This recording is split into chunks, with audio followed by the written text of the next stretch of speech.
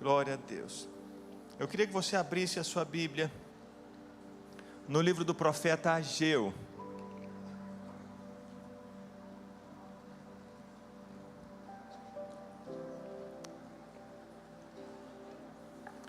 Ageu é um dos profetas menores. E por que chama profeta menor? Você já sabe por que chama profeta menor? Tem os profetas maiores e os profetas menores. A Bíblia é muito simples. É um profeta menor porque tem poucos capítulos. O profeta maior tem muitos capítulos. Ageu é um profeta menor. Então nós temos Miqueias, Naum, Abacuque, Sofonias, Ageu. E eu queria compartilhar sobre esse tema, quando a presença de Deus vem. Quando a presença de Deus vem. E no versículo 12 do capítulo 1, nós lemos o seguinte: Então Zorobabel, filho de Salatiel, e Josué, filho de Josadaque, o sumo sacerdote, e todo o remanescente do povo atenderam à voz do Senhor seu Deus e às palavras do profeta Ageu, as quais o Senhor, o seu Deus, havia ordenado que ele dissesse. E o povo temeu diante do Senhor. Então Ageu, enviado do Senhor, falou ao povo segundo a mensagem do Senhor, dizendo: Eu estou com vocês, diz o Senhor. O Senhor despertou então o espírito de Zorobabel, filho de Salatiel, governador de Judá, e o espírito de Josué, filho de Josadaque, o sumo sacerdote, e o espírito de todo o remanescente do povo. Eles vieram e começaram a trabalhar no templo do Senhor dos Exércitos, seu Deus. Era o 24º dia do 6º mês do 2º ano do reinado de Dario. Pai, abençoa-nos na Tua palavra, dá-nos o entendimento dela, abre o nosso coração, e que a nossa atenção, ó Pai, seja toda ela voltada para aquilo que o Senhor deseja compartilhar conosco nessa noite. Nós precisamos do Senhor, nós precisamos do agir do Teu Santo Espírito na nossa vida e no nosso meio. Eu oro para que o Senhor tenha misericórdia de mim, ó Deus, e me ajude a compartilhar a Tua palavra com os meus irmãos. Eu te peço em nome de Jesus. Amém. Para entendermos esses versículos, nós precisamos entender um pouco do contexto desse livro. Esse livro foi escrito para pessoas que eram imigrantes, ou melhor, se tornaram imigrantes na própria terra. Era gente que havia morado fora de Judá, fora de Israel por 20, 30 e 40 anos. Era gente que havia construído uma vida, uma história de muitos anos e muitas décadas em outro lugar, e de repente essas pessoas ouviram a palavra de Deus e se mudaram. Deixaram toda a estrutura que haviam construído, deixaram a cultura, deixaram a história, deixaram os amigos, deixaram os negócios e decidiram obedecer a Deus, voltando para uma terra que estava destruída. Precisaram começar do zero, tudo de novo, uma nova história. Precisaram se adaptar a uma cultura que já era diferente da cultura deles. Porque na terra onde eles começaram essa nova história, um outro povo já havia se estabelecido. Eles precisaram aprender tudo novo. E eu tenho a certeza de que você entende um pouquinho do que seja isso. Porque a maioria de nós, se não todos nós, somos imigrantes. Todos nós um dia saímos de uma terra, deixamos uma estrutura, deixamos uma história, deixamos uma cultura para obedecermos aquilo que o Senhor Deus havia colocado no nosso coração, para virmos para cá. E sabemos que não é fácil. Não é fácil reconstruir uma história. Não é fácil começar do zero. Não é fácil encontrar portas abertas. Não é fácil encontrar pessoas dispostas a nos receberem. E em geral, a primeira atitude de um imigrante numa outra terra é a mesma atitude desses imigrantes aqui que estavam voltando para aquela terra que um dia havia sido deles. A atitude é trabalho. Trabalho, trabalho, trabalho. E foi exatamente o que aconteceu com esse povo. Para reconstruir a vida, eles focaram no trabalho, eles focaram na sobrevivência, eles focaram no trabalho, focaram no trabalho. Dia e noite trabalhando, segunda, terça, quarta, quinta, sexta, sábado, domingo, trabalho, porque eles precisavam viver, precisavam reconstruir uma história. E nós sabemos o que isso significa. Mas havia um porém na vida desse povo. Eles trabalhavam, eles se esforçavam, eles suavam a camisa, eles perseveravam no trabalho na terra, mas não prosperavam. Eles não conseguiam ver o fruto do trabalho deles. Apesar de trabalharem muito, eles recebiam pouco. Apesar de se esforçarem muito, eles recebiam nada. Até que Deus levantou o profeta Ageu para falar com essas pessoas, para mostrar para elas o que estava acontecendo de errado. E nós lemos essa palavra de Deus para esse povo nos versículos 5 e 6 e 7. Considerem o que tem acontecido com vocês. Deus fala para o povo por meio do profeta Ageu. Vocês semearam muito e colheram pouco. Comem, mas isso não chega a matar a fome. Bebem, mas isso não dá para ficarem satisfeitos. Põe roupa, mas ninguém se aquece. O que recebe salário, recebe para colocá-lo numa sacola furada. Versículo 9. Vocês esperavam que fosse muito, mas o que veio foi pouco. Esse pouco, quando levaram para casa, eu dissipei com um sopro. E por quê?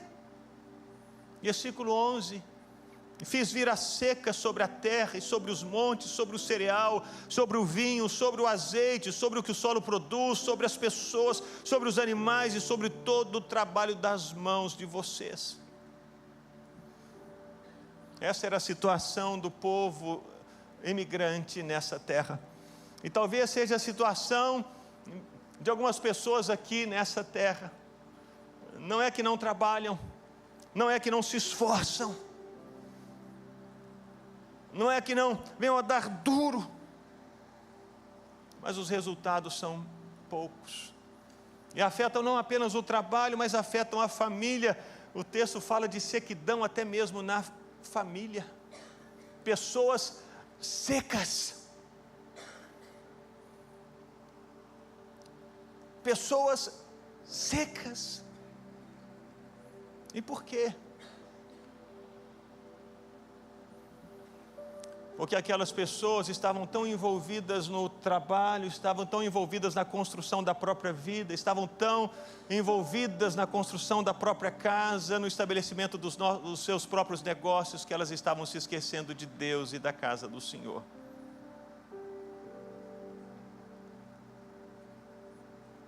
Essa é a resposta de Deus para eles. O foco era tanto no trabalho, na conquista, no crescimento, na prosperidade, no recomeço, nas riquezas da terra, que elas se perderam. E esse perder estava afetando não apenas o trabalho delas, mas a casa delas. Havia sequidão. Por isso Deus levantou o profeta Ageu. E o texto que lemos nos mostra que o povo ouviu a palavra do Senhor, versículo 12. Eles ouviram, eles atenderam a voz do Senhor. Versículo 12b, nós lemos que eles responderam a palavra do Senhor. Eles não somente ouviram, mas eles ouviram e deixaram essa palavra mudar o coração deles. E eles responderam a esse chamado do Senhor para eles. E sabe o que Deus fez? Deus veio. Deus veio. É o que lemos no versículo 13. Então Ageu, enviado do Senhor, falou ao povo segundo a mensagem do Senhor, dizendo: o Senhor veio e disse: eu estou com vocês. Deus vem quando nós respondemos à palavra dEle. Deus vem quando nós respondemos ao chamado dEle. Deus vem quando nós nos abrimos para dizer: Senhor, eu entendi. Eu respeito a Tua palavra, eu me coloco debaixo da Tua palavra, é ela que eu quero. Quando isso acontece, Deus vem. E meus irmãos, como nós ansiamos pelo manifestar da presença de Deus, não é verdade? Como temos orado para que Deus venha, para que a glória do Senhor se manifeste, para que vejamos um avivamento cobrindo o sul da Flórida e essa nação. Como ansiamos por isso. Como ansiamos por ver as pessoas da nossa convivência conhecendo Jesus e se entregando a Jesus. Como ansiamos por isso. Como ansiamos para que as águas do Senhor venham sobre as casas secas e os corações mais endurecidos recebam vida. Desejamos isso. Isso acontece quando a presença de Deus vem. E quando a presença de Deus vem, existem duas atitudes que nós tomamos. A primeira atitude é que nós saímos da nossa bolha egoísta. Diz o texto que o Senhor despertou o espírito de Zorobabel, filho de Salatiel, governador de Judá. Deus despertou o espírito de Josué, filho de Josadaque, que é o sumo sacerdote.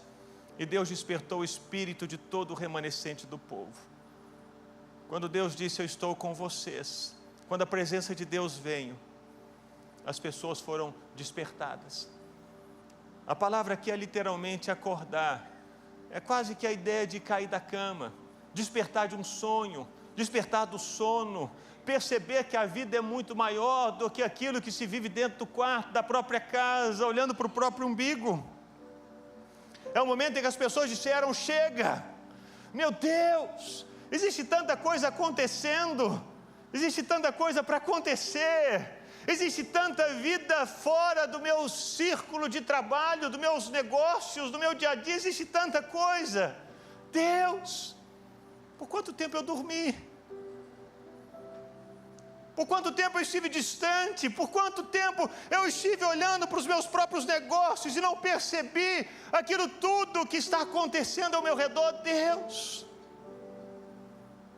E como precisamos sair da bolha, desse toque de Deus, para sairmos daquele lugar que nós pensamos, é só Ele que existe. Isso tem a ver não apenas com a nossa vida como indivíduos crentes no Senhor Jesus, mas na nossa vida como pais. Às vezes, pai, você está tão focado no seu trabalho, nos seus negócios, e você pensa em deixar um legado para os seus filhos, e você imagina que tudo que você precisa fazer é trabalhar, e construir, e poupar, e deixar dinheiro no banco, para que os seus filhos tenham presentes, quando o que o seu filho mais deseja é a presença.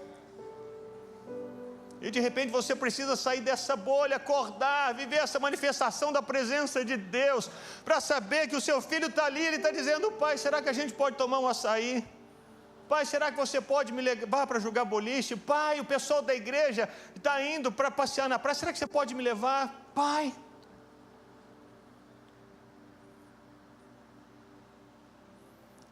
Talvez seja isso que Deus deseja fazer com você, para que você saia dessa bolha em que você olha só para você mesmo. Quando a presença de Deus vem, Ele nos faz sair desse lugar. Ele nos faz perceber que existe vida em outros lugares. Existe uma realidade muito maior do que aquela nossa própria realidade. E a segunda atitude que tomamos é que nós decidimos nos envolver com a obra de Deus. A Bíblia diz que Deus despertou o espírito de Zorobabel, de Josué e de todo o remanescente do povo. E o que eles fizeram? Eles vieram e começaram a trabalhar no templo do Senhor dos Exércitos, seu Deus. Eu sei, meus irmãos, e você sabe também que esse povo era o povo de Deus. Esse povo amava a Deus, esse povo buscava seguir o mandamento do Senhor. Eles ouviram a palavra de Deus para saírem lá de onde eles estavam, para recomeçarem a vida. Não era gente que não temia a Deus, não era gente desviada do Evangelho, não eram ímpios, não eram pagãos, era gente que conhecia a Deus e gente que queria obedecer a Deus. Zorobabel, que lemos aqui, ele saiu lá de onde ele estava, lá da Babilônia, e ele fez toda essa viagem até Jerusalém para reconstruir a cidade. Ele ouviu Deus, ele queria obedecer ao Senhor. A questão não tem a ver com a nossa obediência individual e pessoal, a nossa obediência como indivíduos ou pessoas. A obra de Deus é maior do que isso. Porque tem a ver não apenas com estarmos na nossa casa, adorando a Deus na nossa casa, mas tem a ver com estarmos num lugar dedicado ao Senhor, na casa do Senhor, por causa do Senhor. Existe um momento em que buscamos a Deus na nossa casa, mas existe um momento em que nós saímos das nossas casas para juntos adorarmos a Deus. É exatamente isso que Deus está chamando o povo para fazer. Está tudo ótimo, vocês estão nas suas casas, vocês me obedeceram, chegaram até aqui, começaram a vida, mas se esqueceram da minha casa, desse lugar de ajuntamento, desse lugar de reunião, desse lugar onde todas as tribos se reúnem para me adorarem juntos. Quando Deus se manifesta, nós começamos a nos envolver com essa obra que é dele, com a casa dele. Por que Deus queria que o templo fosse construído? Número 1, porque o templo era o lugar onde todas as tribos se encontravam. Onde a tribo de Zacar se encontrava com a tribo de Judá, se encontrava com a tribo de Efraim, se encontrava com a tribo de Manassés, se encontrava com a tribo de Dan, de Zebulon. Havia um lugar onde eles estavam juntos. Tem muita gente que diz, mas a minha casa pode ser a minha igreja. É verdade, a sua casa é a igreja, mas existe algo mais que Deus nos chama para fazer, que é nos reunirmos na casa dele, como igreja dele, onde todas as tribos se reúnem para adorarem juntamente ao Senhor.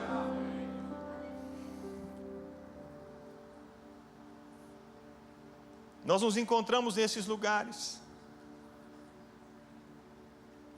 e de repente você começa a perceber, uau, tem o PG vermelho, tem o PG azul, rosa, tem o branco, tem o preto, tem o verde, tem todos. Durante a semana você se reúne no seu pequeno grupo, mas uma vez por semana você vê que todas as pessoas estão juntas e elas amam a Jesus como você ama. Isso nos faz perceber que o povo de Deus é muito maior do que o nosso pequeno grupo. Por isso a casa de Deus, por isso a importância da igreja, por isso a importância desse lugar consagrado ao Senhor. E não apenas porque nós nos conhecemos uns aos outros, mas porque nós podemos adorar juntos nesse mesmo lugar. Onde o sacrifício era oferecido no Antigo Testamento? Só havia um lugar onde o sacrifício poderia ser oferecido, era no templo do Senhor. Hoje nós podemos oferecermos-nos ao Senhor nas nossas casas, em tantos lugares. Mas existe algo tão maravilhoso quando nos reunimos todos no mesmo lugar, para separar aquele tempo da nossa semana, dizendo, Senhor, esse tempo é teu para eu estar com os meus irmãos, para juntos adorarmos o Senhor naquele espaço. Por isso Deus diz, construa uma casa. E tem a ver com testemunho no meio dos povos. Eu sei que nós podemos, cada um de nós pode dar um testemunho para outro, para uma outra pessoa, mas quando nós nos reunimos, às dezenas, ou às centenas, ou aos milhares, e que o Senhor nos faça alcançar toda a Flórida, e as igrejas do Senhor cresçam aqui no sul da Flórida, as outras pessoas vão ouvir esse testemunho, e vão perguntar, o que está acontecendo aí? O que está acontecendo aí? Por que tanta gente está indo se reunir naquele lugar? Essa foi a história do povo de Israel quando eles foram para a Babilônia. O Salmo 137 diz que os próprios babilônicos chegavam para os judeus e diziam: vocês podiam cantar para nós um dos cânticos de Sião? Como que eles sabiam dos cânticos de Sião? Porque os cânticos de Sião eram tão fortemente, maravilhosamente entoados, as tribos saíam de todos os lugares para se reunirem num só lugar, e essa experiência, essa atitude era conhecida das outras nações que moravam ao redor de Israel. Por isso eles pediam: será que vocês podem cantar uma dessas canções? Tem a ver com testemunho na cidade e na região. Por isso Deus chama as pessoas a construírem aquele espaço, aquele templo. Quando a presença de Deus vem, nós saímos da nossa bolha, nós nos envolvemos com a obra de Deus, porque nós sabemos que a igreja é muito maior do que o nosso pequeno grupo. Nós sabemos que a igreja reunida oferece uma adoração a Deus que é diferente daquela adoração na nossa casa, e nós sabemos que Deus quer que a igreja seja um testemunho para muitos lugares. Nós estamos aqui celebrando os nossos 4 anos. Estamos nesse desafio de um novo templo para um novo tempo. E tem a ver com essa palavra de Ageu. Esse chamado do Senhor para nos envolvermos nessa obra. E eu queria que você acompanhasse